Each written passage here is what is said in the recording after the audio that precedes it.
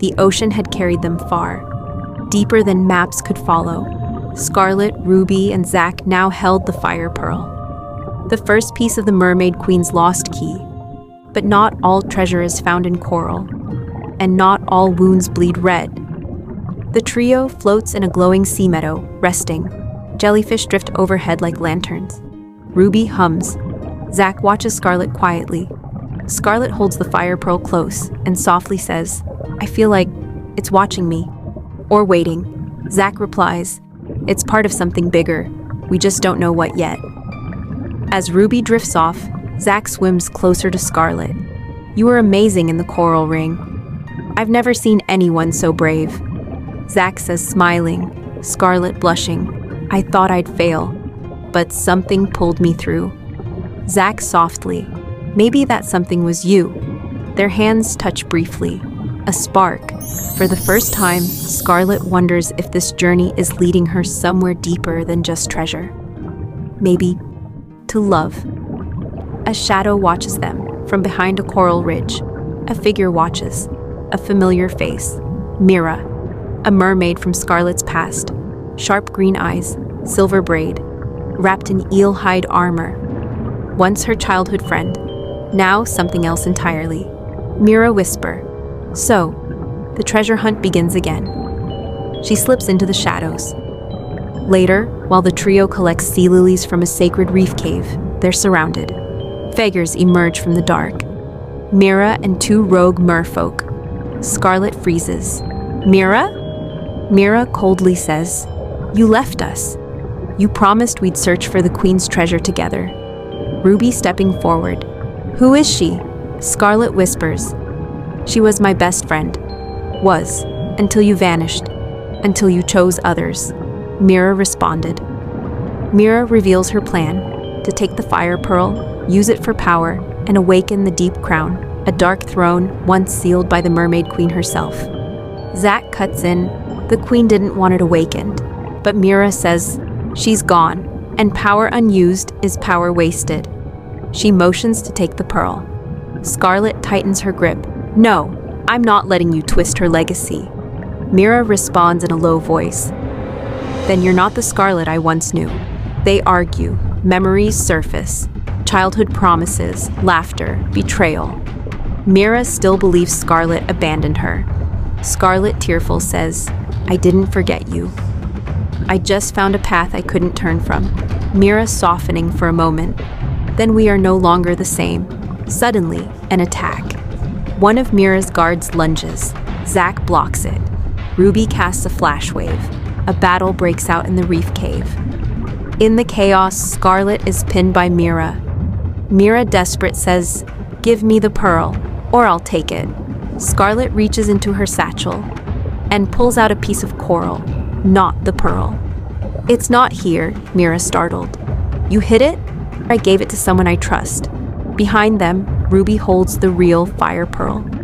It glows in her palm. Mira backs off. Her guards retreat. Next time, "I won't ask." She vanishes into the reef shadows. The reef is silent again. Scarlet leans on Zack, shaken. "I thought I was ready for anything, but not her." Zack then tells her, "You were. You still are." Ruby softly says, "We're not just searching for treasure. We're being tested in ways the Queen never wrote down." That night, they camp beneath an arch of glowing anemones. Zack places a hand over Scarlet's as they look out over the dark sea. "We'll find the next gem, and we'll do it together." Scarlet nods. "Together." In the tides of betrayal, hearts were tested.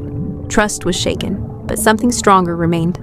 Friendship, love, and a promise unbroken. The treasure waits, and its protectors rise.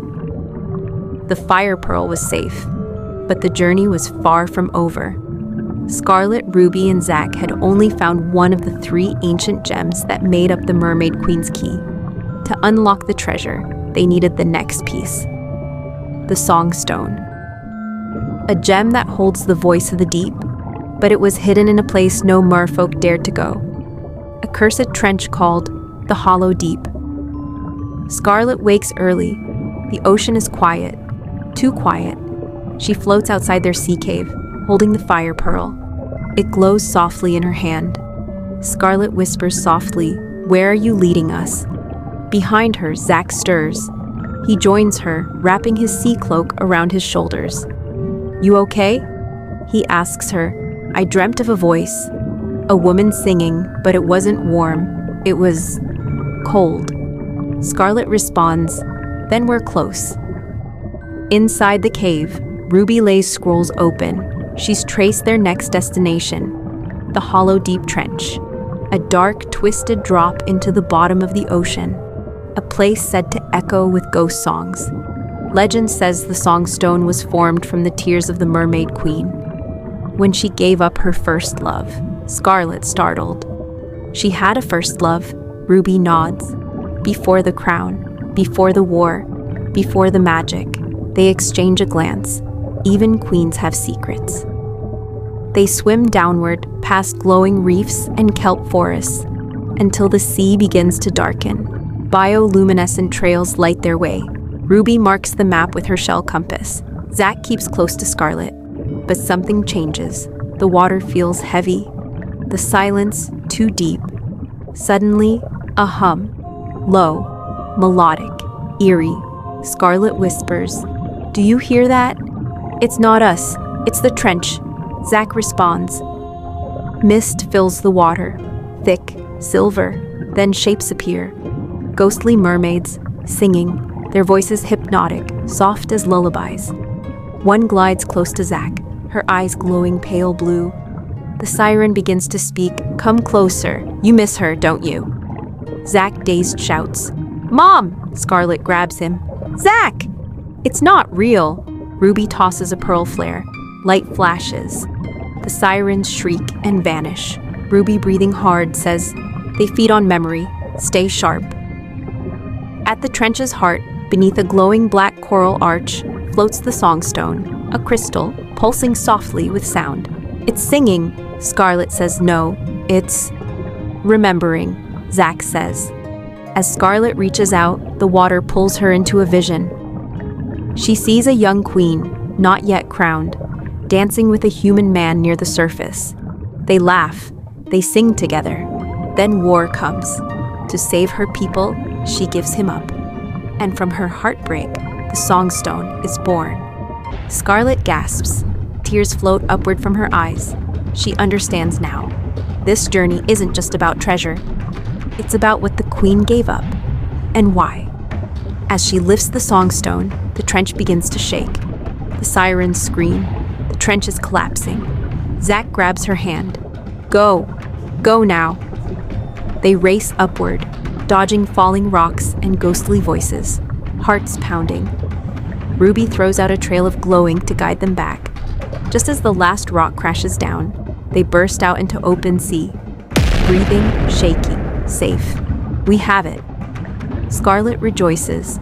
Ruby smiles faintly. 2 down. 1 to go. Zack looks at Scarlet. "You saw something, didn't you?" Scarlet replies quietly. "Love can build, but it can also break." In the depths of the sea, they found more than a gem. They found the cost of love, the weight of history, and the voices that never truly fade. The songstone was theirs now, but the final key still waited, in the temple of the heart current. The fire pearl, the songstone. 2 of the 3 royal relics were now in the hands of Scarlet, Ruby, and Zack. But the final key, the most sacred, was still waiting, and it could only be found in a place whispered about in old lullabies. The temple of the heart current. The trio floats above a trench shaped like a spiral shell. Ocean currents swirl upward from its center. Ruby reads from a shell scroll. It only reveals itself to those who come with a pure heart, and a heavy one. "Then we're ready," Scarlet says. They descend, slowly into a whirl of soft blue lights. The water begins to sing, not words, feelings, memories. Scarlet sees her childhood. Ruby sees her sister. Zack sees a woman's face, his mother. At the trench's core, coral pillars rise like fingers of light. At the center, a crystal altar, wrapped in seaweed like ribbons. This is the temple of the heart current. But something is wrong. The gems, fire pearl and songstone begin to pulse violently. A voice fills the water, deep, ancient, feminine. Only one may enter, and only one truth may be chosen. Zack, startled, asks, "What truth?" To open the treasure, one must leave something behind. The crystal altar rises. Scarlet steps forward. Visions surround her like dreams made of water. One shows her becoming queen of the merfolk. The treasure in her hands. One shows her swimming away. With Zack, free from duty, from prophecy. One shows the sea dying, if the treasure falls into the wrong hands. Choose your current, child, a voice echoes. Scarlet says to herself, "What if I want both?" The voice replies, "No tide flows two ways." Just as Scarlet reaches for the last relic, a glowing blue gem shaped like a heart, a shadow crashes through the temple walls. A group of rogue sea raiders appear, mercenaries who had been secretly following them. Their leader, Darrow, a banished merman with jagged armor and a cruel smile. "Thanks for leading us here, kids." Zack steps in front of Scarlet. Ruby pulls a blade of crystal coral from her sash. A battle breaks out, glowing harpoons, tailspins, echo blasts. Darrow fires a poisoned spear straight at Scarlet. Zack dives, takes the hit.